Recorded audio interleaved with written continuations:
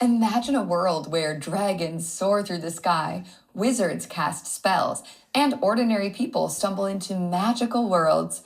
In fantasy stories, anything is possible. Imaginary creatures exist, and events unfold that couldn't really happen in our everyday lives. Now, let's explore a fantasy story together.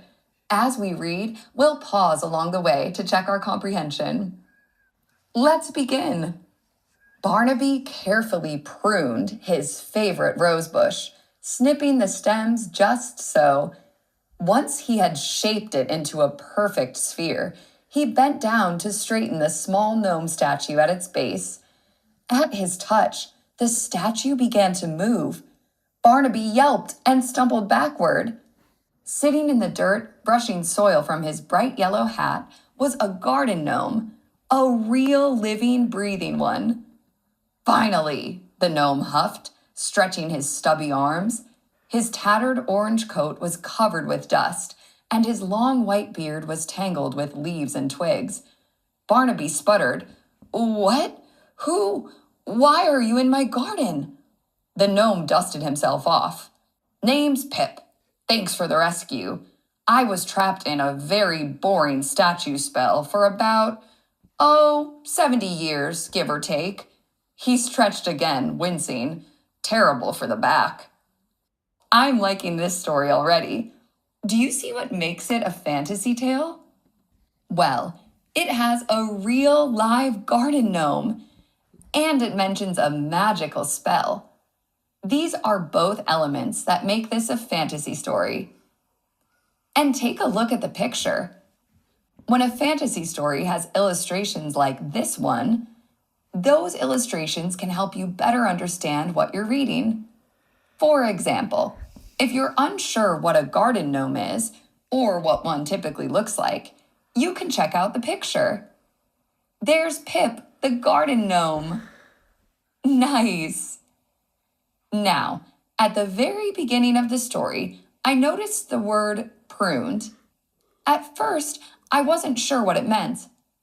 But as I kept reading, I saw some context clues that helped me figure it out.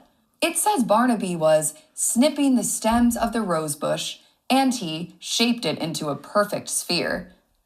Those clues help us understand that when Barnaby pruned the rosebush, it means he trimmed a plant to a certain shape.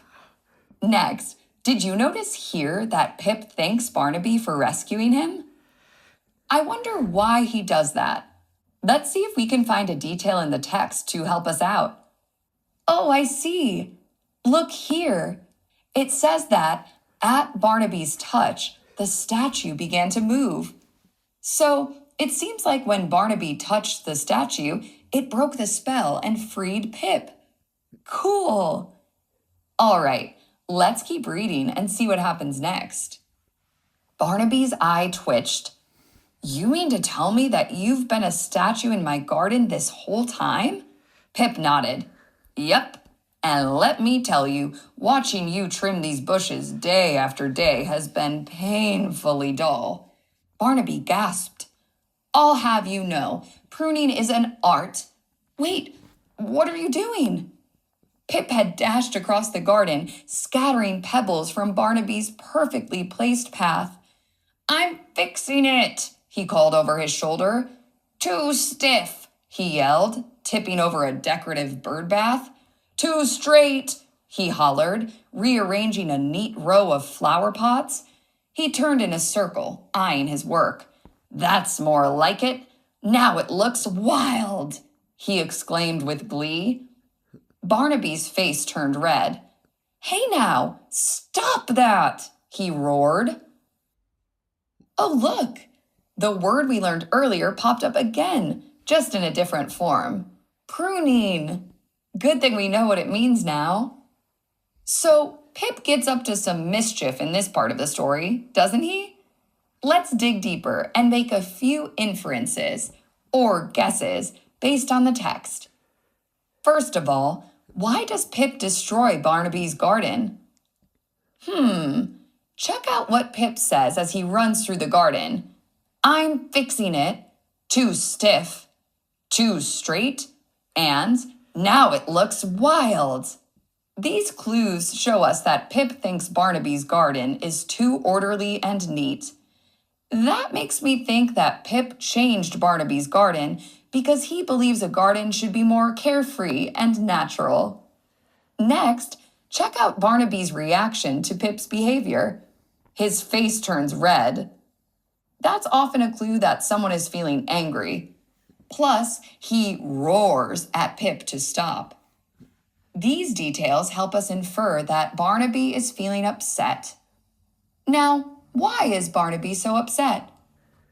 Well, he seems to care a lot about keeping his garden nice and neat, doesn't he? It says the pathway was perfectly placed and the flower pots were in a neat row. So we can infer that Barnaby is upset because Pip is destroying the garden he's put so much work and care into. Great job making inferences with me. I wonder what will happen next in the story. Let's see. Barnaby groaned. You can't just pop into my garden and ruin everything. Pip grinned. Well, I would happily leave, but that spell left me with one small problem. Barnaby crossed his arms. And what's that?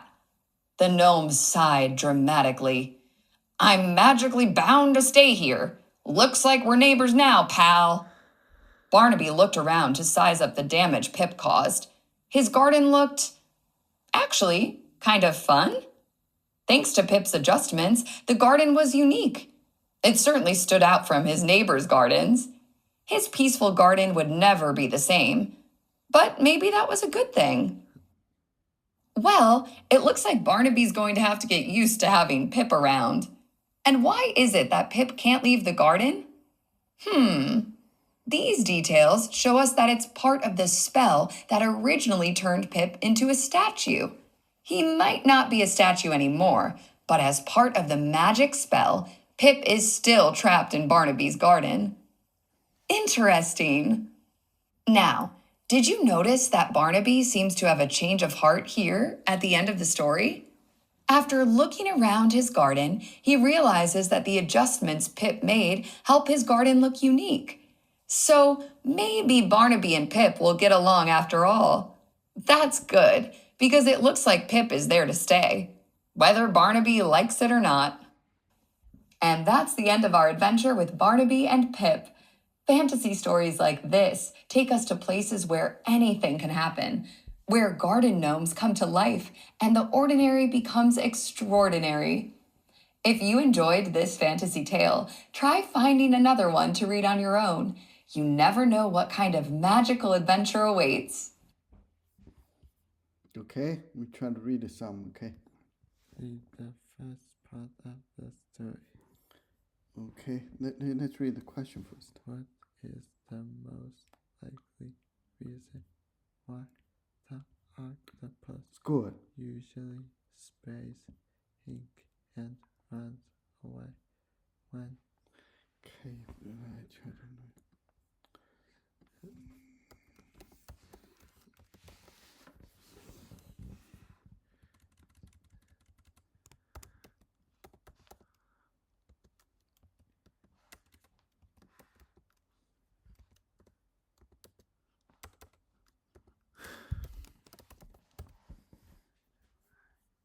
Is that one?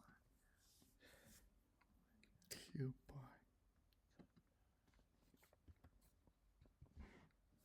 Yeah, this one.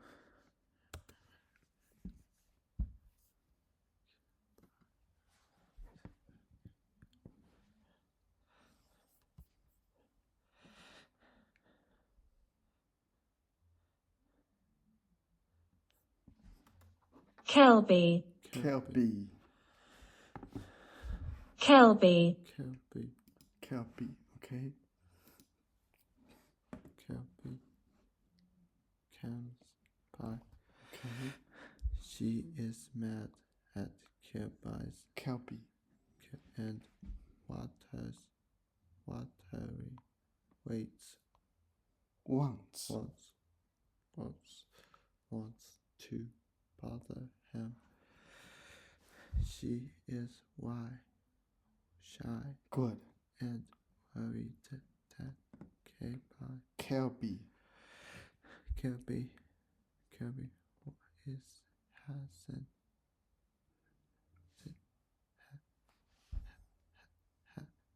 isn't friendly. Good. She thinks Kirby is an octopus who also space ink. She is playing a Prank. Okay, prank. Prank. Okay.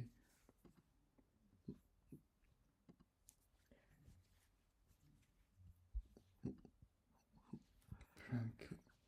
You see, he drew this thing like his. That's prank. Okay. Do you remember this word? terror. Hasten. Hasten. Hasten. Hasten. Hasten. Hasten. Hasten. Do you know what it means? Hasten means Yeah. right. Cause to move faster. Okay. Speed. Speed. Okay. Hasten. Make things move fast. Make things go fast.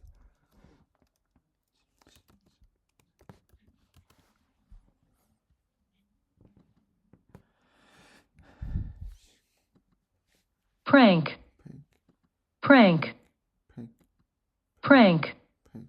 Okay, it's kind of joke. Okay, trick. Trick. Yeah, Trick. yeah, it's a trick. Okay, play trick. She is playing a prank on Kelby. Okay, it's spelled. Prank. Prank. Prank. Prank. Yeah, it's a trick. Gabby makes a splash.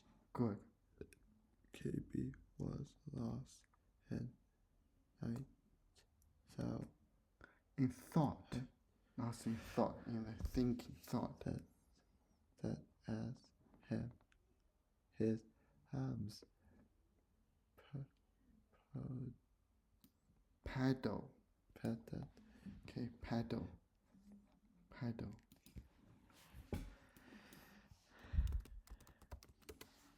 Paddle. No.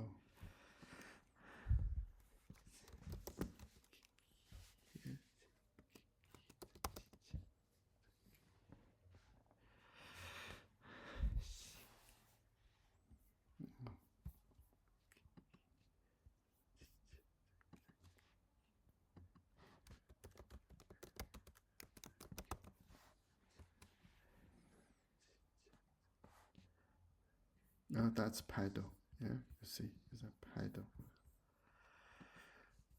Do you remember this? Prank. prank Prank. Prank. Prank. prank trick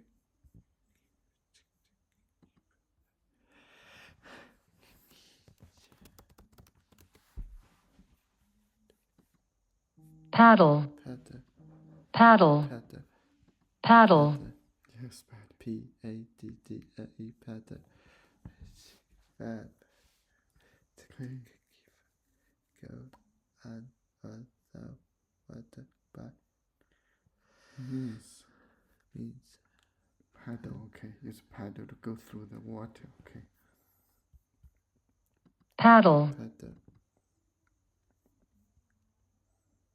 Yeah. Kayak. Row your boat. Okay. Row. Paddle. Okay. like to paddle on the river for Exercise and relaxation. Paddle on the water. Paddle in the river.